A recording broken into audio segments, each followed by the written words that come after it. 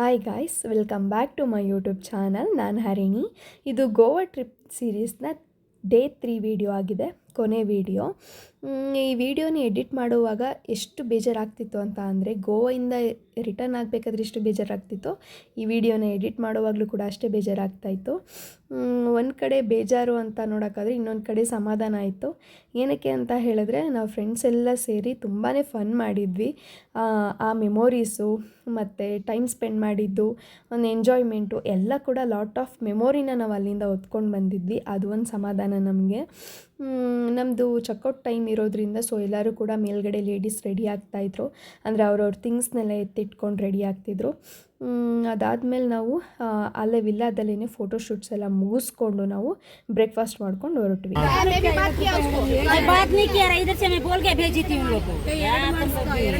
दीदी यूट्यूब में डालता है ज्यादा चिल्ला ಬೇಡ ಬೇಡ ಬೇಡ, ನಿಜ ನನಗೆ ಬೇಡ, ಬೇಡ ಯೂಟ್ಯೂಬ್ ಅಲ್ಲಿ ಹಾಕ್ತಿವಿ.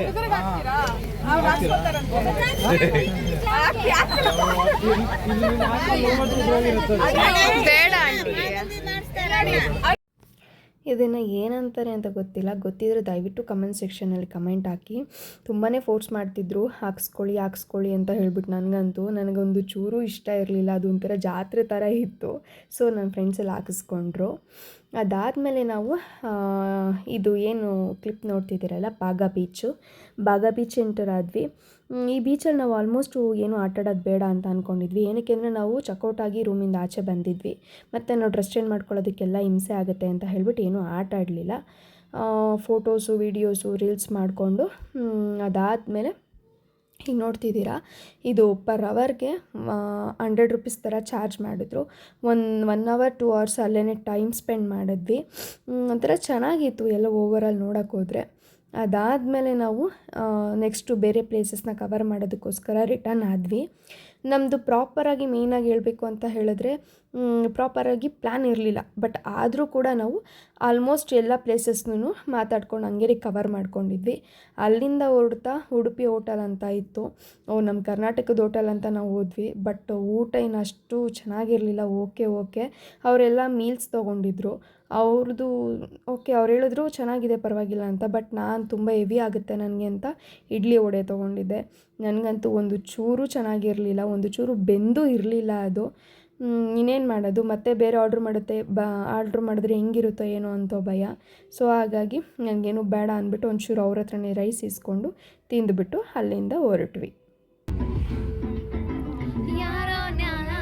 ಮನಸ್ಸಲ್ಲಿ ಯಾರೂ ಇರದಾಗ, ನನ್ನವಳ ಮನಸ್ಸಲ್ಲಿ ನನಗೆ ಬೇಕಿತ್ತು ಜಾಗ. ಹೃದಯ ಮೌನ ತಾಳುವಾಗ ಮಾತು ಹೇಗೆ ಆಡಲಿ, ಹುಡುಕಿಯದೆ ಎಲ್ಲ ದೂಡಿ ನೀನೇ ಸಿಕ್ಕ ಶಾಯರಿ. ಅಲ್ಲಿಂದ ನಾವು ಹೊರಟು ಬಂದಿದ್ದೆ ಪ್ಯಾರಾ ರೋಡ್ಗೆ.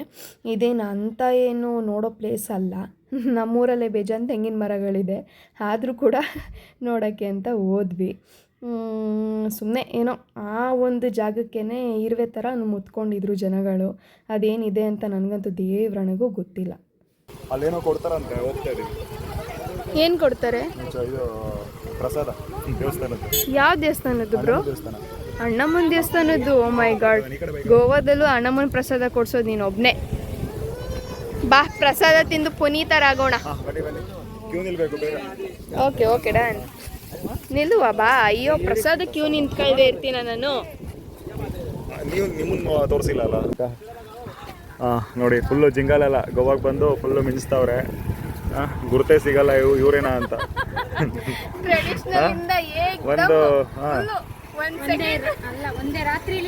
ಟ್ರೆಡಿಷನಲ್ ಅಂದರೆ ಫುಲ್ ಟ್ರೆಡಿಷನ್ನು, ಮಾಡ್ರನ್ ಅಂದರೆ ಫುಲ್ ಮಾಡ್ರನ್ನು. ಯಾವ ಲೆವೆಲ್ಗೆ ಅಂದರೆ ನೀವಾ ಅಂತ ಗುರು ಸಿಗಬಾರ್ದು ಹಂಗೆ. ನೋಡಿ, ಇದು ಪ್ಯಾರಾ ರೋಡು ಫುಲ್ಲು ಏನಿಲ್ಲ ನಮಗೆ. ಊರಲ್ಲಿ ಹಳ್ಳಿ ಕಡೆ ಇರೋರಿಗೆ ಇದೆಲ್ಲ ಕಾಮನ್. ಇದು ಆ ಕಡೆ ಈ ಕಡೆ ಎರಡೂ ಬದುಗಳಲ್ಲಿ ತೆಂಗಿನ ಮರ ಇರುತ್ತೆ. ಇವೆಲ್ಲ ಹಳ್ಳಿ ಮುಖಗಳೇ. ನೋಡಿ, ಇಲ್ಲೆಲ್ಲ ಪಾರಿನ್ ಪೇಸ್ ಆಗ್ಬಿಟ್ಟವೆ ಬಂದು.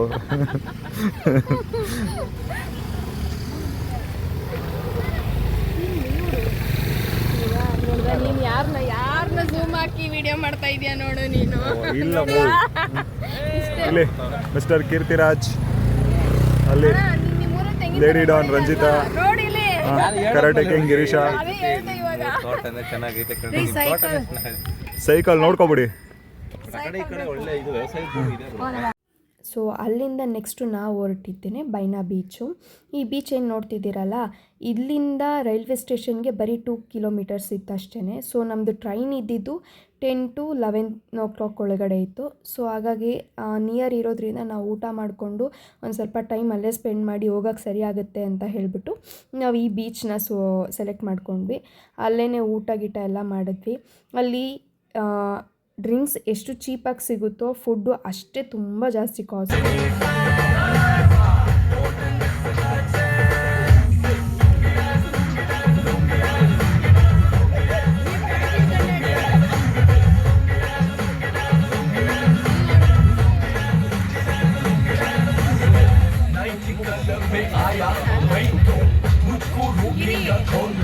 ಸೊ ಈ ಥರ ಎಲ್ಲ ನೈಟ್ ಕೊಂಡು ಎಂಜಾಯ್ ಮಾಡಿ ಸಾಕಾಗಿ ಎಲ್ಲರೂ ಮಲ್ಕೊಂಬಿಟ್ಟಿದ್ರು. ಯಾವುದೇ ಥರ ವೀಡಿಯೋ ಮಾಡೋಕ್ಕಾಗಲಿಲ್ಲ.